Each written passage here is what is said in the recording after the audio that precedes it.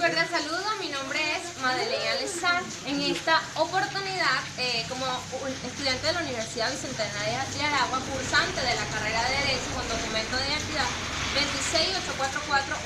26844-196, me dispongo a la realización de esta videoexposición, en la cual voy a tratar como primer tema lo que es la vía ejecutiva.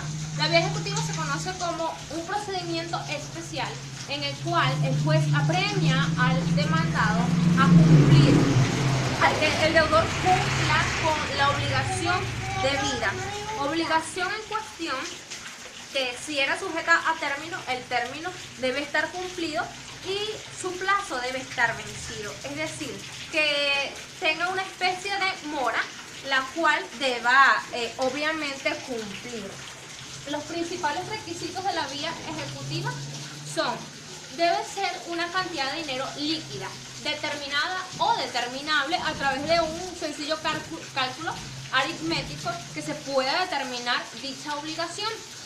El primer requisito pues es la existencia de esa obligación líquida y también la existencia de que si había un término, como lo dije anteriormente, el término ya esté cumplido y que esté vencido el plazo para el cumplimiento de esa obligación. Obviamente, la existencia del deudor. Existen los llamados títulos ejecutivos. ¿Cuáles son los títulos ejecutivos? Tenemos de tres tipos. En primer lugar, los documentos públicos debidamente registrados por ante el registro subalterno o emitidos por el registrador de esta entidad. También existen los instrumentos públicos debidamente emitidos por el notario. Y por último, también aquellos vales, pagarés, todos aquellos documentos privados que son autenticados en la debida entidad pública, como puede ser registro o notaría. Los elementos de estos títulos ejecutivos principalmente son la identificación o determinación de las partes, es decir, el sujeto activo del sujeto pasivo debe expresar la cantidad líquida, es decir, el monto de la deuda. También debe expresar o especificar el término o condición para el cumplimiento de esta obligación. Estos son los principales elementos de los títulos ejecutivos. Con respecto al procedimiento, vamos a hablar acerca primeramente del juez competente. ¿Quién es el juez competente para conocer estos asuntos? Por regla general, se conoce que es competente el juez del municipio en primera instancia en aquellas materias cuya cuantía sea menor a las 3.000 unidades tributarias. También es competente cuando excede de las 3.000 unidades tributarias aquel juez de primera instancia. Es competente en los casos de cuantía mayor a las 3.000 unidades tributarias. Esto es en lo contencioso. Bien, si no se trata de una causa contenciosa, es competente cualquier juez de municipio siempre y cuando lo que se vaya en la causa no intervengan niños, niñas ni adolescentes, porque eso compete a jueces mayores.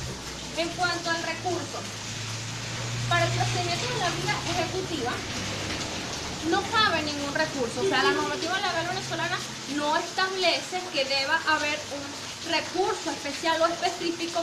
Sin embargo, se tiene como único recurso el recurso de apelación. ¿Pero qué se apela? Se apela el auto de admisión de la vía ejecutiva, es decir, la admisión que realiza el juez. Ese auto de admisión es el único que puede apelarse, no el procedimiento como tal o la decisión.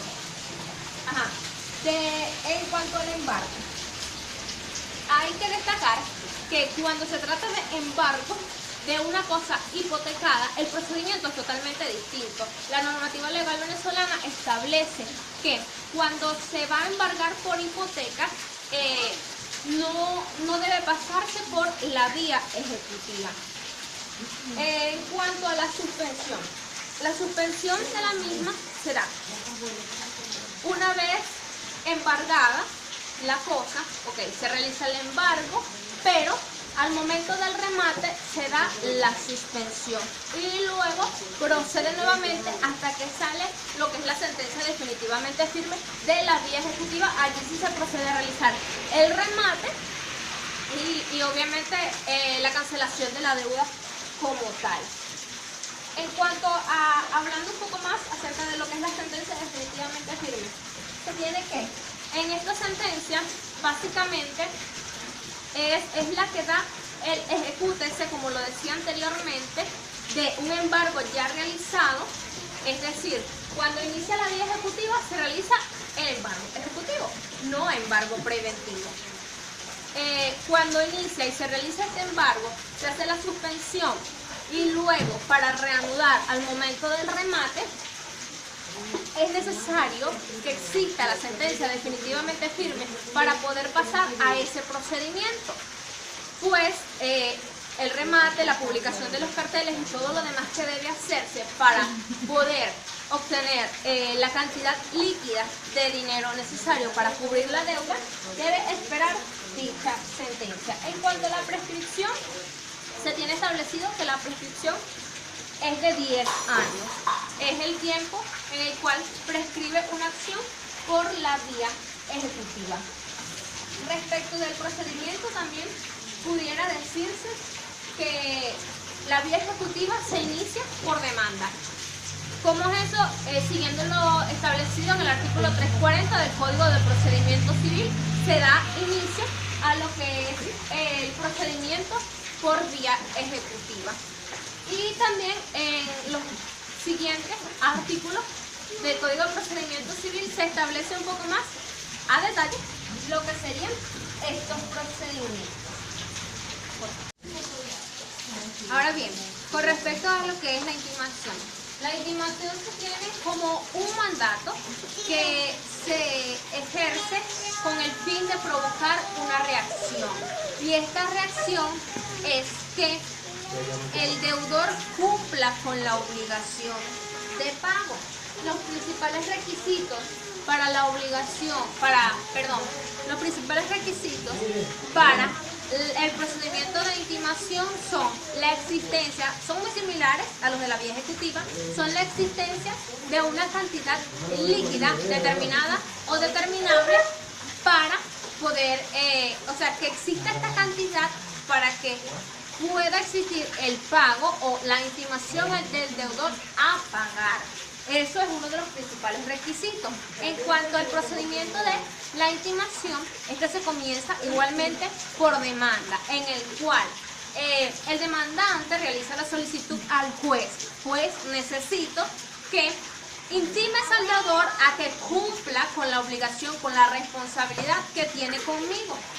Otro de los requisitos en cuanto a lo que es la demanda, es decir, cómo se formula la misma, están establecidos en lo que es el artículo 340 del Código de Procedimiento Civil, como están establecidos los de cualquier otra demanda en lo que es un procedimiento ordinario. El tribunal competente lo va a determinar el domicilio del deudor. Por ejemplo, si yo demando por procedimiento de intimación y la persona que tiene la obligación o debe cumplir la obligación conmigo no se encuentra en este estado, es decir, se encuentra en cualquier otra parte de Venezuela, el domicilio de esa persona es el que va a determinar cuál es el juez competente para la realización de este procedimiento. La intimación del deudor.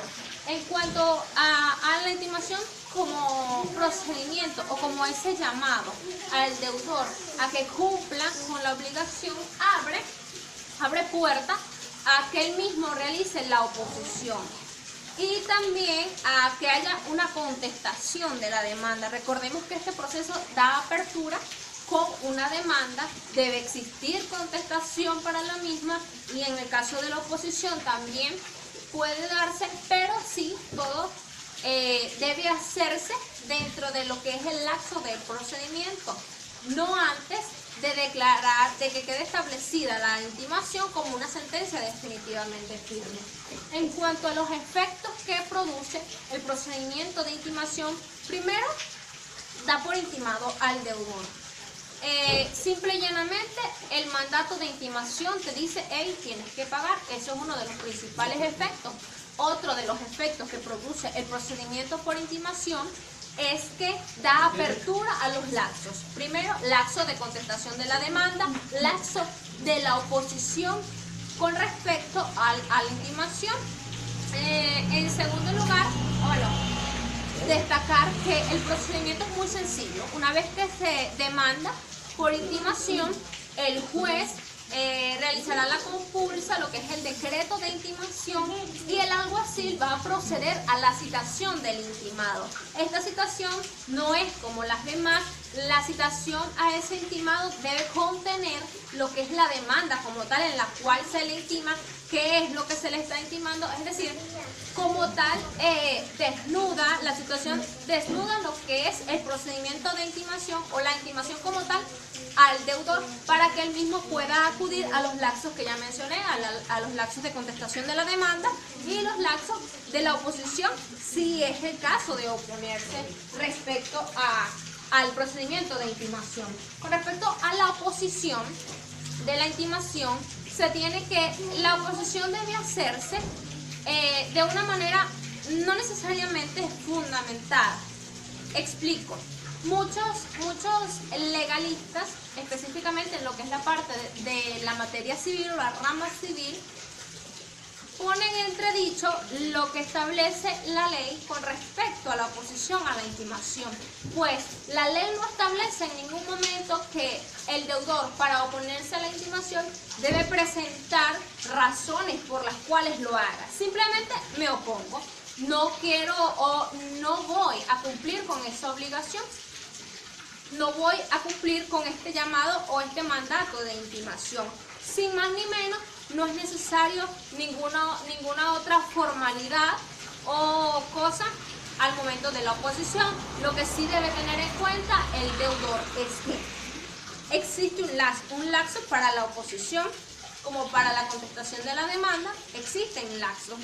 Si él no cumple o no comparece o llegase a no encontrarse, el deudor, simple y sencillamente, al terminar estos lapsos, la intimación pasa de ser una demanda en un procedimiento especial a ser un decreto de intimación, a ser una sentencia definitivamente firme de intimación, con la cual el deudor debe cumplir.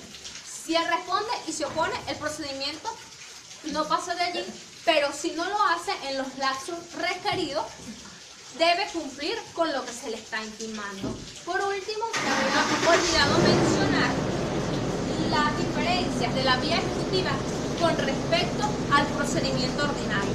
Se tiene que la vía ejecutiva comienza por un título ejecutivo. A diferencia, y el título ejecutivo ya explicamos que son documentos o instrumentos auténticos. En cambio, en el procedimiento ordinario no necesariamente debe iniciar por eso. Con respecto al juicio de hipoteca, también existe una gran diferencia, y es que en el embargo por hipoteca se inicia con un instrumento establecido, redactado, firmado, protocolizado, que es la hipoteca como tal, que recordamos es un contrato accesorio y no necesariamente por un título ejecutivo. La última comparación es la vía ejecutiva con la ejecución de sentencia. La ejecución de sentencia es aquella que se da en el final de un proceso, al finalizar un proceso, que se ejecute la sentencia determinada por el juez, cualquiera que sea.